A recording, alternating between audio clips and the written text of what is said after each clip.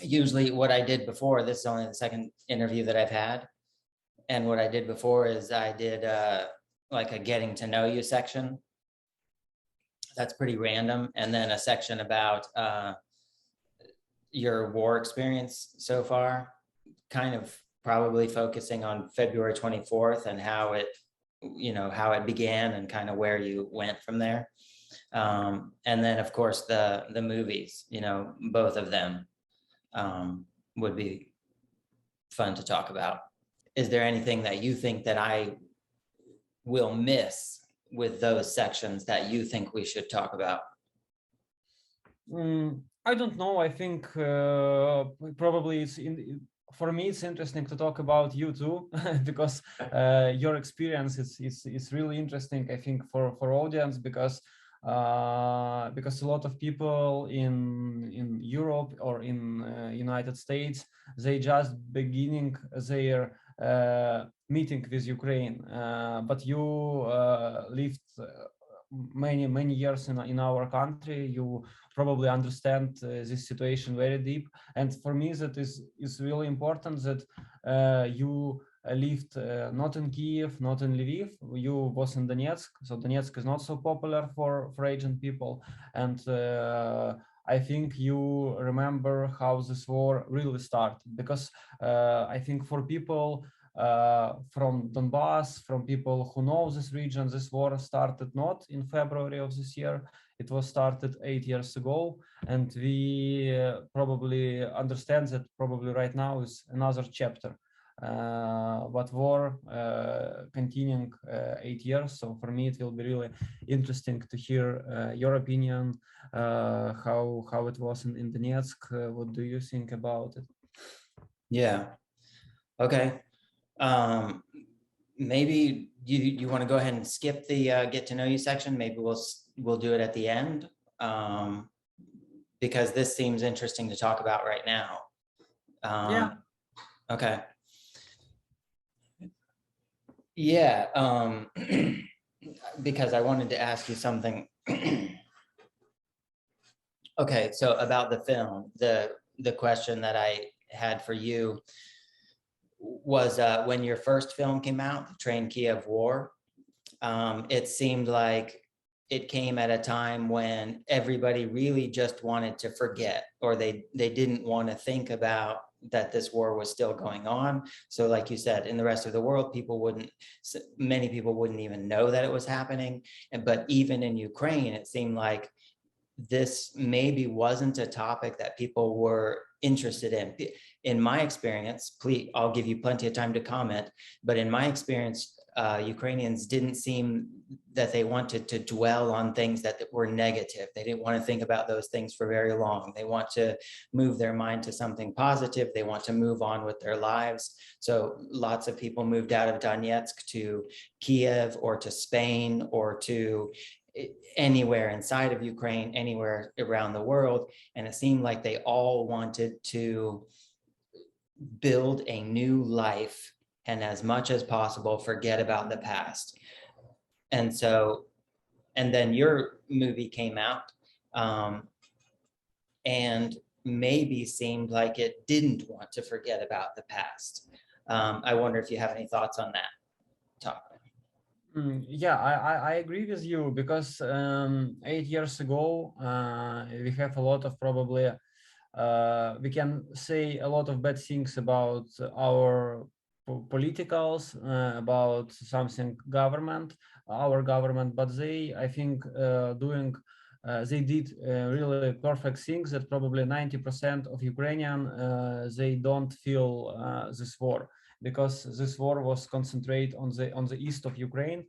And of course, people from Lviv or from Kyiv or from, I don't know, central Ukraine or from Kharkiv, people who don't connect with Donbass topic, with Ukrainian army, they really don't think so much about this war, because it was somewhere far away, because Ukraine is really big country. You know it, that from Kyiv or from Lviv to Donetsk is like 24 hours in train, so it's really big country.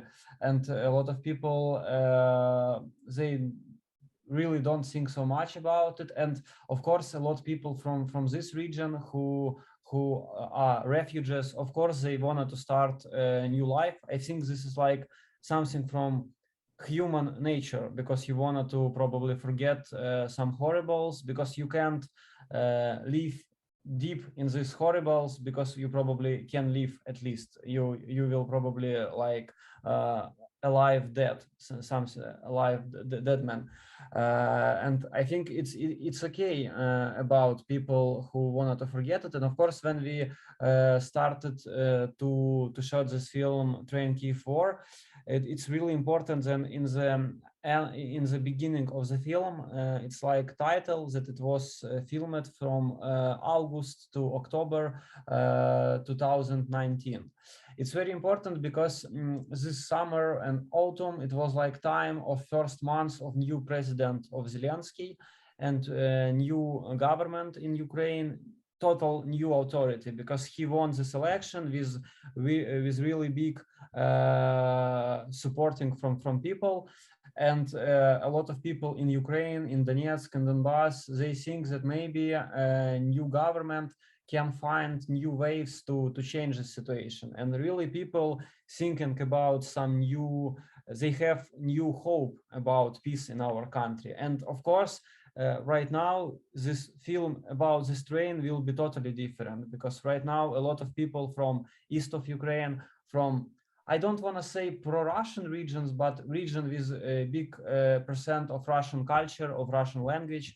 Of course, right now, people from Mariupol, from Kharkiv, they really saw how Russian world look like, with these missiles, with tanks, with soldiers who killed and raped Ukrainians. And right now, it will be totally different movie. But 3 years ago, it was really interesting period of time where we people in Ukraine, we start to think that, yes, maybe he can find some ways to speak with Putin to decide this situation in some positive way. And yeah, and I think it's important when we talk about this movie, because today is really a different situation.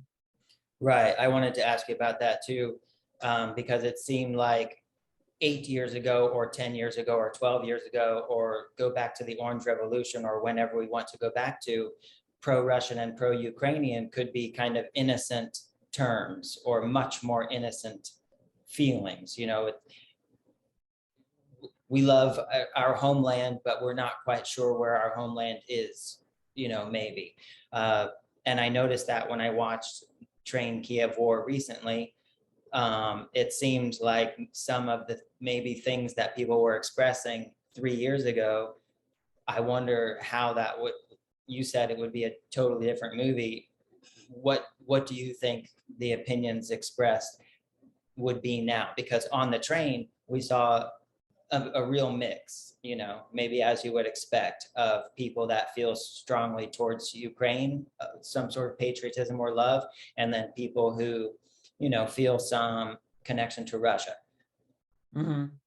So yeah, I wonder how do you think people would answer those questions now? Who do you think they would say they are now? Which was always a question I was always trying to figure out when I lived in Donetsk.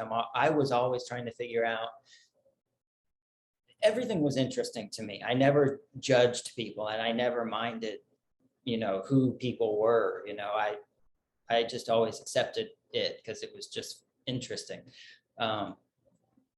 But yeah, so I mean, there was a lot of strong Russian feeling. I remember in 2004, during the Orange Revolution, very pro-Yanukovych, etc.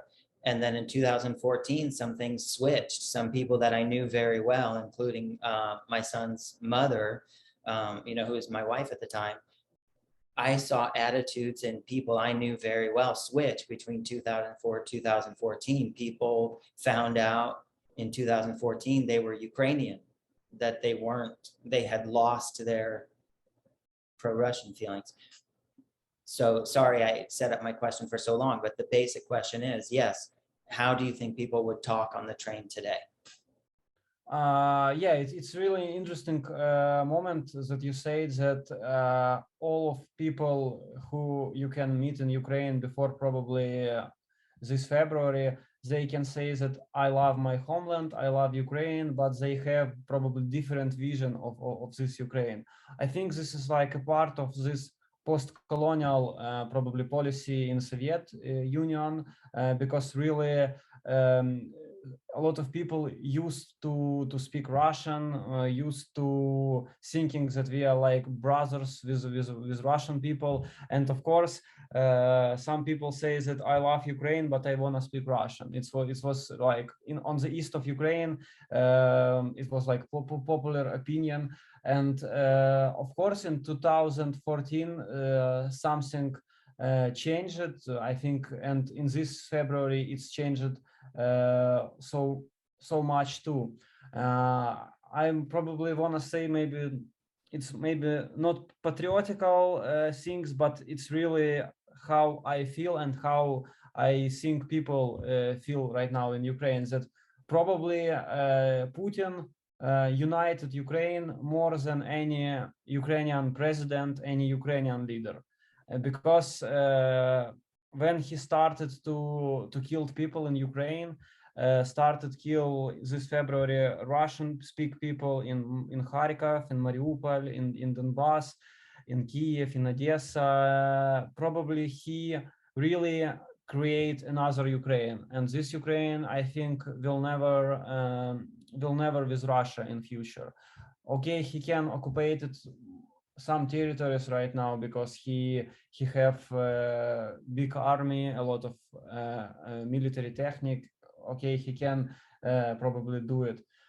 He can maybe make some, I don't know, repression in Ukraine, but in future I think Ukraine will win, and I think only question how will be our price for this victory and price of all freedom world.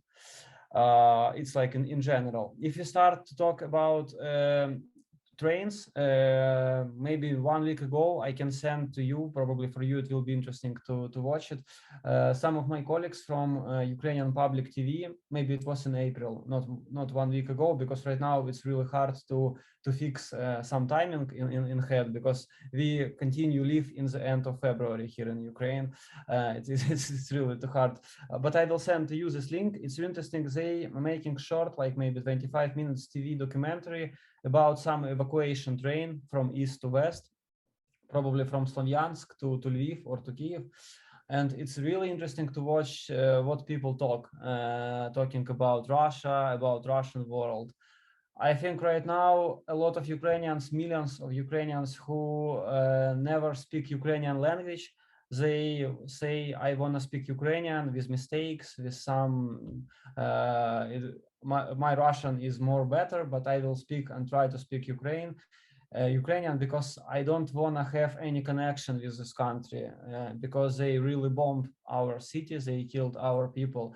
And right now, if we speak with people from Mariupol and from Kharkiv, they are in total shock because of that, because they really understand how this Russian world look like, and they understand that probably Putin really wanted to destroy our country, to occupy our country. So it's not any some special military operation for defending of Donbass. It's really war and genocide. And right now people really united, and they believe in Ukraine, and they try to help in some ways to government, to army. A lot of people going to military, to the army, to become a military. And I think today this film, probably 90% of people will speak, I am for Ukraine, I love Ukraine, I don't want to have any connection with Russia. Of course, some people, they still believe in Russia, and they thinking that if Ukraine will not fight, everything will be good, and Putin will not kill us. It's something because of our army, probably, and government, and probably United States, because they support Ukraine. And if we will leave our guns, everything will be fine. So these people, I think, they still live in Ukraine, in this on the east, on the west, in Kyiv, and Lviv. I think they are everywhere. But I think 90% is like my feeling that right now they really unite for Ukraine and they don't want to have anything with Russia. Are you still talking to people? Do you record people? Do you have, you've got Euro Donbass coming out at some point in the future, and you have Train Kyiv-War that you've done and came out a couple years ago or so. Are you recording people now? Are you talking? Do you have that kind of chance? I have in Donetsk only lives to my grandmothers and my own. The problem is that right now it's very hard to call to Donetsk because connection is very bad. And of course, my two grandmothers, they are like 80 years old. They don't use smartphones with Viber or with Zoom. So sometimes it is really, I probably have maybe one call in week when somebody from neighbors come to my grandmother and we can speak maybe 5 minutes.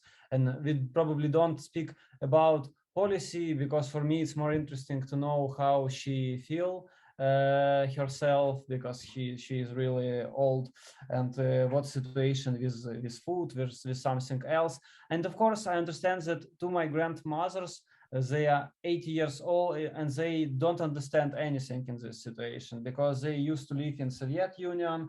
They have some maybe not friendship with Russia, but they used to live in one country, and they this 8 years old, they 8 years, they really don't understand I think in deep what's going on. So they think that it's some guys from Ukraine and some guys from Russia, and they fighting and they killed civilian people, and they probably don't think deep about this situation. This is like a war for our independence, because biggest part of their lives they living in Soviet Union, and probably their homeland is Soviet Union. And I think I can't judge these people, because if they, when Soviet Union crashed, they was like 50 years old or 60 years old. Of course they understand that they don't understand what is independent Ukraine or independent Russia. They used to live in this one big country.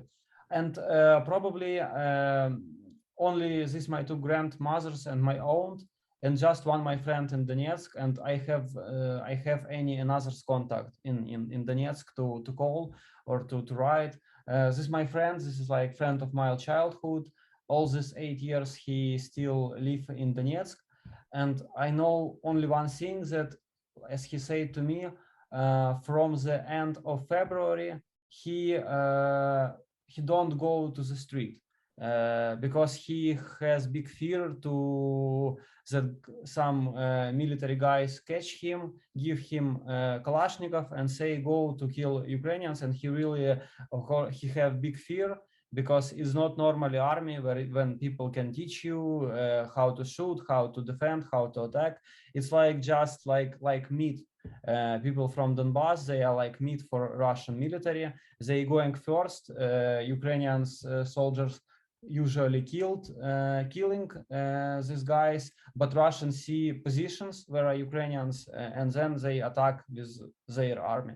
And this like 3 months he really sitting at home. His girlfriend come to him with some products, with some food, and he says that I am go to the street only one time. It's like in the late evening with my dogs. I'm stay near my house, my dog making some toilet things, and then we go home. So just walking for 5 minutes. And I understand that a lot of men in Donbass and Donetsk, in occupied areas, they are like prisoners right now. So Russia says that we are defending these people, but if we see this situation, how it's really is, like all these people, they are like prisoners, and of course Russia don't think about some friendship, or it's just war and they wanted to occupy our territory. So any friendship with people, any thinking about defending Donbass, so it's totally different situation. Yeah. So I wonder if you have any thoughts about the feelings of people in Donetsk specifically, because for me, I remember the referendum in May 2014. It seemed that there was a lot of support for some, it wasn't clear what the support was for at that time, but it was some sort of support that was anti-Ukrainian, let's say. It wasn't clear that they wanted to be part of Russia. It wasn't clear that they wanted to have a Donetsk People's Republic. It also wasn't clear to me how many people wanted anything, because it was clear at the time what the correct answer was. So as far as I could tell, there was only one correct answer. The only one correct answer was when you went to the polling booth, you said, I am for the present, authorities.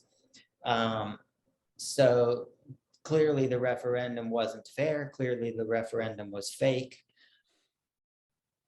But also, I felt like I could never get a real take on the temperature. I couldn't say what people wanted, actually. I couldn't tell you if there was a real vote that what people would say about themselves. So I guess I'm wondering about your friend, because I've heard about people like him that are in that difficult situation where if they are, out on the street, they could be taken to fight for something that they don't want to fight for. Maybe something that they're strongly against. But yeah, so I mean, I just wonder if you have some sort of guess about the percentages of people that are for that formation of a society and that are against. Yeah, it's really interesting because I probably thinking about it many times for last 8 years, and probably the big problem is that yes, this referendum, it was like totally fake. I think like in Crimea too, because it was really interesting situation. Probably I try to explain a little bit about fast. When Soviet Union crashing, it was in Ukraine voting about Ukrainian independence too. And 90% of Ukrainians, they vote for Ukrainian independence. And they wanted to live in independent country, not in some new Soviet Union. And Russians, when it was 30 years ago, Russian President Yeltsin, he said, okay, we will watch situation in this voting and we will decide our next steps, because I am totally sure that Donbass and Crimea will vote for Russia or for some new Soviet Union. So people in this region, they will don't wanna live in independent Ukraine. And in 1091, people in Donbass and in Crimea, so the biggest part of people, they really voted for Ukraine. And for Yeltsin, he was shocked, and he said, okay, but if Donbass and Crimea voted for Ukraine, probably really Ukraine will independent country, because it's really hard to do something when people in the most pro-Russians, very close to Russian border regions voted for Ukraine. If we're talking about 2014 and situation, I think times like that time was really hard time about some referendum, because Ukraine was after Maidan. It was a really big revolution. It was true revolution with blood, with victims in Kyiv. It was a really hard situation, and a lot of people, of course, they don't understand Maidan, because Maidan started for European Union, for some European values, and for many peoples in Ukraine, they probably don't understand for what was Maidan. And of course, this time after Maidan, it was really hard to understand what will next. And I think that maybe in this time, in a normal country, you can't make any referendums, any voting, because it's very easy to manipulate in this time, because emotions are very high, a lot of facts, a lot of fakes, and you can't understand normally situation. And I think that this referendum really was fake, and for me, it's really hard to say how much people can vote for Russia or for this Donetsk People Republic, because we have to understand, you understand it, but your audience probably have to understand that Donbass, it's really big region. Donetsk is really big city before war. It was like 1 million of population. You can make beautiful TV picture in a city with 1 million of population if you compare, I don't know, 10,000 of people. 10,000 of people is very small percent if you're talking about 1 million, but it's beautiful instrument for creating some picture for TV that all Donetsk is for Russia, but it's only 10,000 of people, and probably some part of these people, they are not from Donetsk, they are from some small cities near Donetsk. So it's really hard to count how much people was for Ukraine and how much people was for Donbass. I always, when I talk about it, I always give some example how it's doing in normally country, like in Great Britain, when people from Scotland voted for independence or for to continue to be as a part of United Kingdom, they giving probably 5 years to people on broadcast to say about one position, to say about another position, a lot of speakers, a lot of facts, a lot of time of thinking for people, and then people go to this voting and vote for something. So it's like normally referendum, but it was fake, and probably it's hard to comment because I am pro-Ukrainian, and of course I will say that it was very small percent of people who voted for this Donetsk People Republic, but maybe another guy who is pro-Russian, or he can say no, he say bullshit, we all voted for Russia, we wanted to live in Russia or this Donetsk People Republic,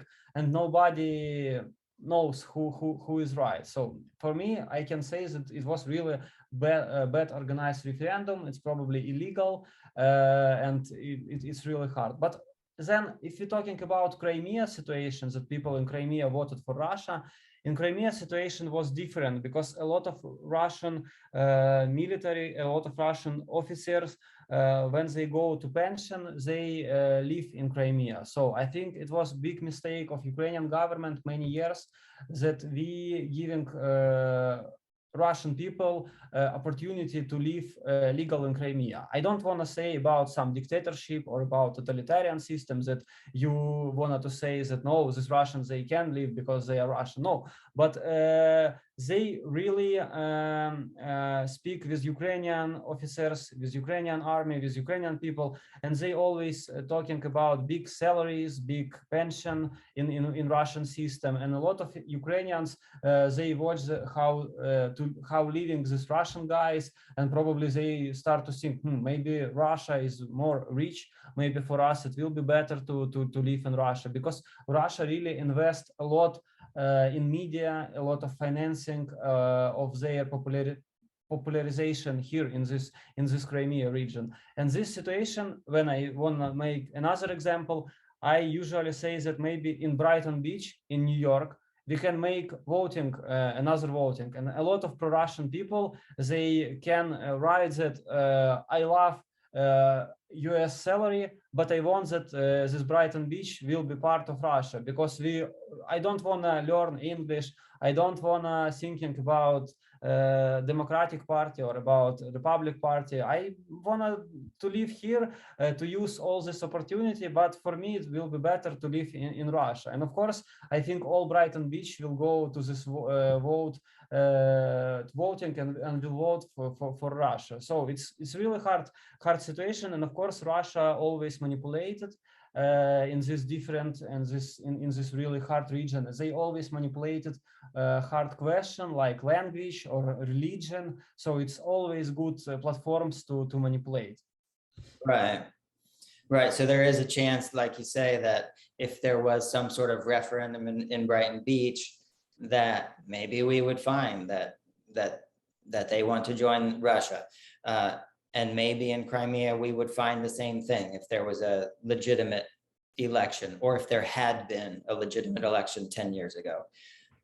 But yeah, it was yeah, I am Ukrainian, but I can say that really Crimea, not Donbass, but Crimea, it was hard region for Ukraine. And I know that really a lot of people in this region, they really love Russia. They were Ukrainian, but probably they don't waiting for Russia, but they really love this country because you have to be Ukrainian to understand the situation, because a lot of stereotypes, a lot of legend about Crimea, about some big battles during Kyiv-War, about some battles during Second World War, that this is like place of Russian dignity, this area, Crimea. And I can say that maybe if it will be not fake referendum, but real referendum, really high percent of people in Crimea will vote for Russia. I can believe that it can be maybe 20% or maybe 30%. I can understand that in Sevastopol,